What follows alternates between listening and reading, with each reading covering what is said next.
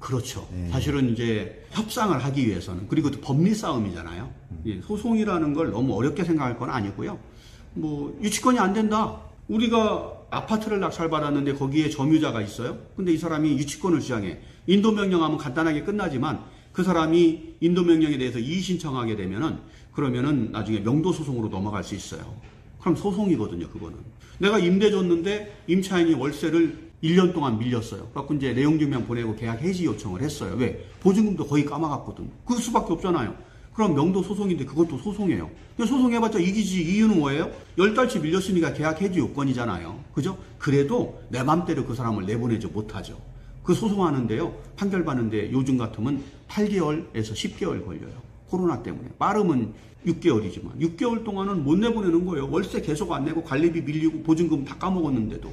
그래서 법정지상권이나 이런 경우도 기본 소송은 좀 한다고 생각하는데, 그래서 이제 법정지상권이라고 하면은 제가 볼 때는 물건을 분석할 수 있는 지식과 노하우가 좀 있어야 되고, 또 하나는 소송을 하는 데 있어서 다 변호사 선임을 하게 되면 비용이 많이 들 수 있잖아. 큰 거는 저도 하는데 작은 것들은 굳이 뭐 그러면은 내가 그 소장을 쓸 수 있느냐, 이런 부분도 좀 생각을 해야 돼요.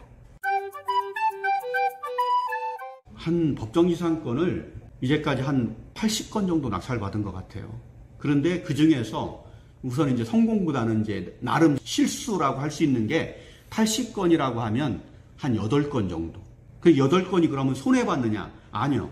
그냥 오래 걸린 거죠. 그럼 오래 걸려갖고 수익은 어떻게 됐느냐? 수익은 오래 걸린 만큼 대단하진 않지만 그래도 수익이 좀 낮죠. 그러니까 이제 손실 봤다고 할 만한 거는 한두 건 정도. 그 정도고요. 그래서 되게 안전해요.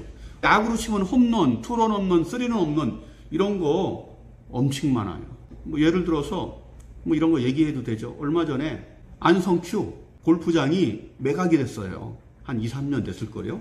보도 나서. 그래서 그거를 갖다가 투자 자금, 이제 펀드에서 한 제가 알기로 7, 800억, 골프존에서 한 180억 이렇게 해갖고 인수를 했어요. 한 그게 몇 년 됐죠. 그때는 코로나 이전이니까. 그런데 이제 골프장이 다 넘어갔잖아요. 그런데 골프장 옆에 KD 숙소라는 게 있잖아요. 직원 숙소. 1000평짜리 건물. 땅은 2000평에 1000평 건물이 올라가 있었어요. 근데 이 건물까지도 다 넘어갔는데 이 밑에 그 KD 숙소가 있는 2000평 땅은 대표자 개인명으로 있다 보니까 매각에 딸려가지 않고 별도로 경매가 된 거예요. 그 이후에. 그걸 보자마자 가슴이 뛰었죠. 좋은 물건 보면 가슴이 뛰어요.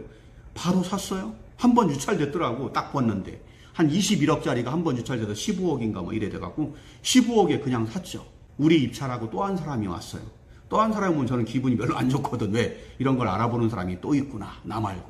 누군지 알아요? 그 회사에서 왔어요. 인수한 회사에서. 2등. 그 사람들의 특징이 있어요. 그 사람들은 투자자가 아니잖아요. 이런 물건을 모르니까 최저가에서 10만 원 올려요. 왜? 이런 거 살 사람이 대한민국에 누가 있느냐. 그렇지만 투자자들은 금액을 올리죠. 저 같은 사람은. 그래갖고 우리가 1등 했어요. 차순위 신고했고 본인들은. 차순위 신고하면 기분이 좋죠. 왜? 자기들이 사겠다는 의사니까. 그랬는데 안 사잖아요. 나중에는. 그래갖고 나중에 소송에서 내가 다 이겼죠. 눈 감고도 이겨요. 왜? 그거는 이렇게 어렵지 않거든. 그래가지고 아주 쉽게 끝난 건 아니지만 1심 이기고 2심 이기고서 골프존하고 그 투자법인 쪽에다가 잘 팔았어요. 많이 남았죠. 100%. 매각금 얼마입니까? 매각 금액은 뭐 100%. 그렇게 100%는 현금 투자 대비 100%. 대출 한 10억 받고. 그래도 감정가만 받고 파는 거예요. 그래서 이제 그거는 이제 뭐 2년 걸렸지만 물건은 좋은 거였죠. 그리고 처음에 이제 저 혼자 한 건 아닌데 같이 하신 분이 경험이 없었어요. 저 믿고서 한 건데 처음에는 건물주 쪽에서 협상이 잘 안 되니까 걱정인 거죠. 사실 그 건물을 철거하면은 그 시골이거든요, 안성. 시골에서 그 땅 쓸 게 별로 없어요. 그래서 내가 그랬죠. 건물값 1000평인데 저거 5년밖에 안 된 건물이고 새 거다. 그러면 평당 300만 원 잡아도 30억짜리고 새로 지으려면 40억 든다. 그런데 그 건물을 철거한다? 철거하는데 철거비가 한 2, 3억 들어요. 그것도 내야지. 본인들이 내야지. 그리고 그 기간 동안에 땅세를 내야죠. 그런데 그 회사가 돈이 없는 회사가 아니잖아요. 제가 일부러 골프 쳤어요. 카드 긁었더니 그 회사 이름 나오더라고.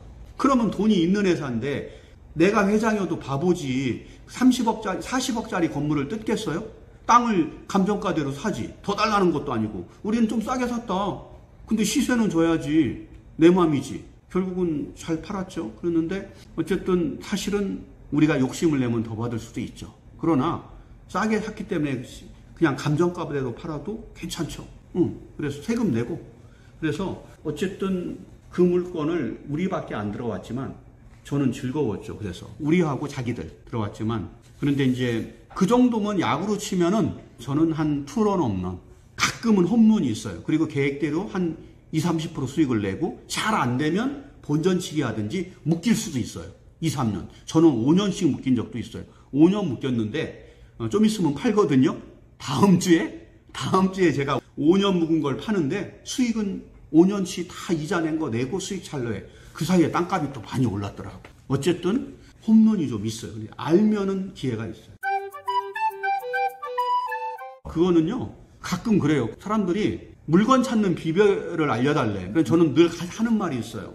아니, 붕어빵 뒤집는 거, 떡 쓰는 거, 그거 한 10년 해봐라. 눈 감고도 붕어빵 뒤집고 쓰는다. 그러니 나는 책도 소개해달라는 분이 있거든요. 그냥 편하신 거 읽으세요. 한 2-3권만. 그럼 뭐예요? 나는 책 한 권만 읽고서 노하우를 터득하겠다. 경매 물건도요, 딱 한 방에, 아니요. 그냥 막 나도 막 찾아요. 내가 비법은 막 찾으라고 얘기를 합니다. 그러다 보면 요령이 생겨요.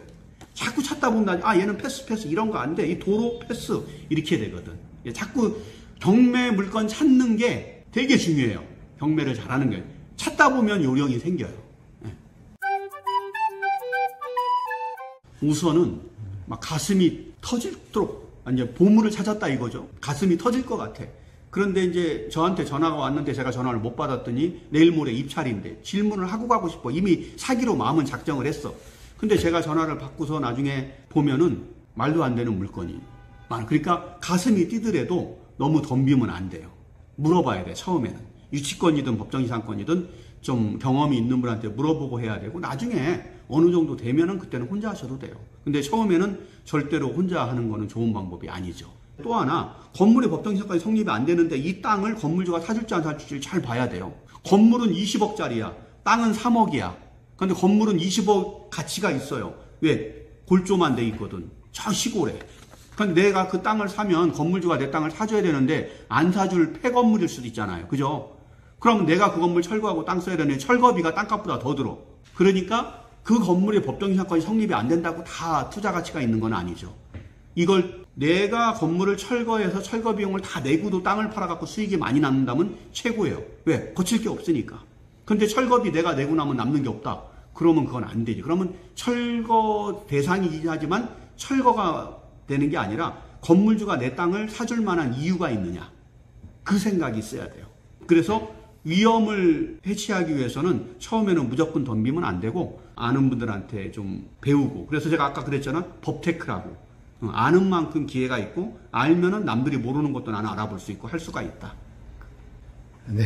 추배TV에서는 앞으로도 경공매 전문가분들을 모시고 또 생생한 투자 정보를 계속해서 제공해 드리겠습니다. 특히 틈새 시장을 공략할 수 있는 분야를 찾아서 알려드리도록 하겠습니다. 이 대표님 바쁘신 와중에도 이렇게 인터뷰 응해서 감사드립니다. 네, 감사합니다. 네, 감사합니다. 네.